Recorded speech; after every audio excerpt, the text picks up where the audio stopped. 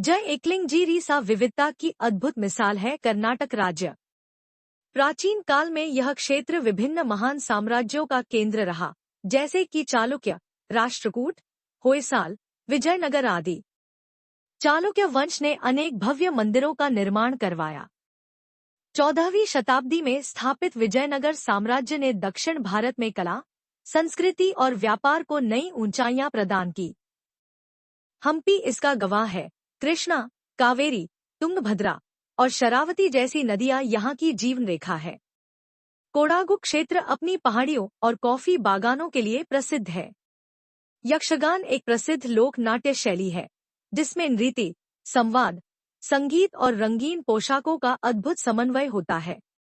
यहाँ त्योहारों में मैसूर दशहरा, उगादी, दीपावली बड़े हर्षोल्लास से मनाए जाते हैं। मैसूर दशहरा का आयोजन पूरी दुनिया में प्रसिद्ध है, जिसमें मैसूर महल को भव्य रोशनी से सजाया जाता है। बेलूर, हल्बीडू और बादामी के मंदिर अद्भुत शिल्पकला के उदाहरण हैं। पट्टादकल के मंदिर समूह को यूनेस्को विश्व धरोहर स्थल का दर्जा प्राप्त है। कर्नाटक की आधिकारिक भाषा कन्नड़ है, जो द्रविड़ भाषाओं में से एक है। कन्नड़ साहित्य को विश्व स्तर पर पहचान मिली है और इसे कई ज्ञानपीठ पुरस्कार मिले हैं। इसके अलावा तुलु, कोडवा, मराठी, तमिल, तेलुगु आदि भाषाएं भी राज्य के विभिन्न क्षेत्रों में बोली जाती हैं। बेंगलुरु को भारत का सिलिकॉन वैली कहा जाता है। यह शहर भारत का प्रमुख आईटी और स्टार्टअप हब है। इन्फोसिस, विप्रो, बायोकॉन जैसी बड़ी कंपनियों की शुरुआत यहीं से हुई। कर्नाटक प्रमुख कृषि उत्पादक राज्य है। धान, मक्का, गन्ना, कपास के अलावा यह भारत का सबसे बड़ा कॉफी उत्पादक राज्य भी है। कर्नाटक में लौह अयस्क, बॉक्साइट, मैग्नीशियम जैसे खनिजों के बड़े भंडार हैं। इसके अलावा ऊर्जा उत्पादन में भी राज्य अग्रणी है।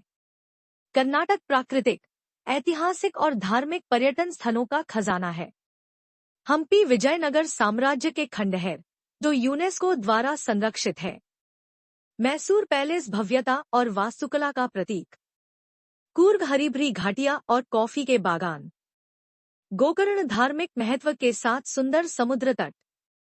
उडुपी प्रसिद्ध श्री कृष्ण मंदिर और स्वादिष्ट दक्षिण भारतीय भोजन। बादामी, ऐहोले और पट्टादकल प्राचीन मंदिरों और गुफाओं का समूह पर्यटन आकर्षण है।